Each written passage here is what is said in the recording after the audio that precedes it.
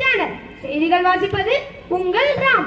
சமீபத்தில் வெளியான மோனிகா பாடலுக்கு ரீல் செய்த பாட்டி பரிதாபமாக வழுக்கி விழுந்தார். இதற்கு பாட்டியின் ஃபாலோவர்ஸ் தங்களது எக்ஸ் தளத்தில் வருத்தம் தெரிவித்து வருகின்றனர்.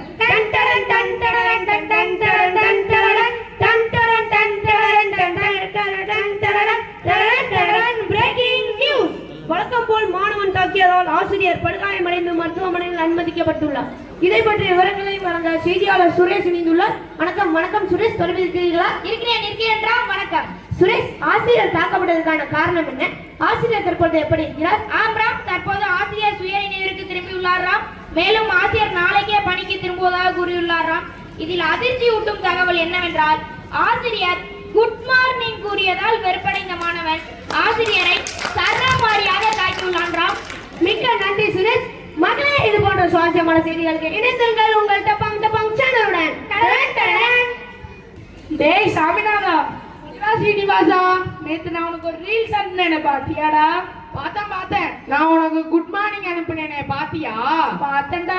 என்ன லைக் தாண்டா போட முடியல. அதுக்குள்ள ஒரு மீட்டிங்க்கு போயிட்டேன்டா. என்னடா மீட்டிங்? எங்க நடந்தது? வேற எங்க, ஜூம் மீட்டிங் தான்டா. சரி, அதை விடு. ஏடா குட் மார்னிங் சொன்னது போய் டீச்சர் எப்படி அடிச்சு வச்சிருக்கான்?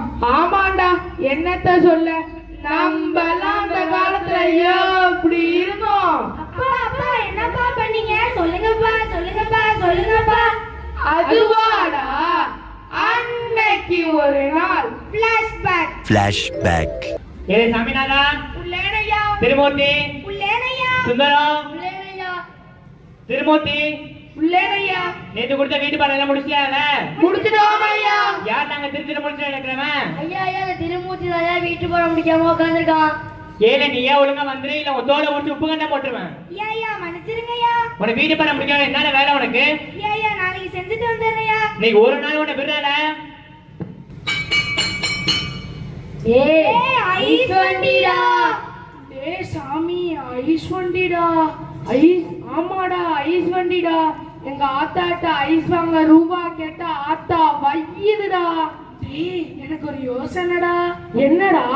நாளைக்கு ஐஸ் வண்டிக்கார வர வழியில புதகுழி தோண்டி அது மேல இலையெல்லாம் போட்டு விழ வைக்க போறியா? மனசன் போன அது இல்லடா. என்னோட கணக்கு புஸ்தகம் ரொம்ப நல்லா பரணி மேலான இருக்கு. அதை எடுத்து அந்த பொட்டி கடைக்கார சட்டி பண்ணிட்ட போட்டோம்னா 4 நாள் கொடுப்பான்டா. அதை வச்சு 1 மாசம் ஓட்டலாம்டா. அட முனுசாமி மகன, எனக்கு இந்த யோசனை தோணலையே.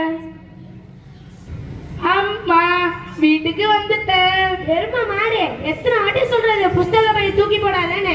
அதை விடுமா. அந்த பரணி ரொம்ப நாள தூசு தும்பட்டையுமான இருக்கு. நான் வேணா ஏறி சுத்தம் பண்ணட்டுமா? என்றாது என்ன கீழாம அடமலை இந்த பக்கம் பார்த்து விட்டுது. அதை விடுமா. டக்குன்னு ஏறி எங்க இருக்குன்னு சொல்லுமா. நான் சட்டு போட்டுன்னு வேலையை ஆரம்பிக்கிறேன். ஒழுங்கா மரியாதை போயிரு, இல்ல கொள்ளி கட்டி எடுத்து சூடு வச்சிருவேன்.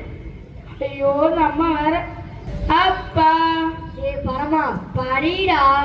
டெல்லிக்கு ராஜானாலும் பாட்டி சொல்ல தட்டாதே. இந்த கிளை வேற வேலையே இல்ல. தங்க பத்தாது, ஆயாவோட வெத்தலை போட்டு எங்க இருக்குன்னு பார்த்து எடுத்துட்டு வா.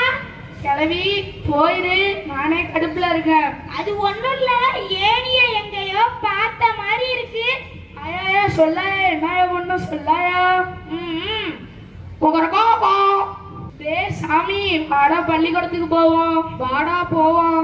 தொட்டு வேலைக்கு வச்ச வெங்காலத்தி சொம்பே, அத தொட்டு எடுத்து வேலைக்கு வச்சா தொங்குதடா தெம்பு.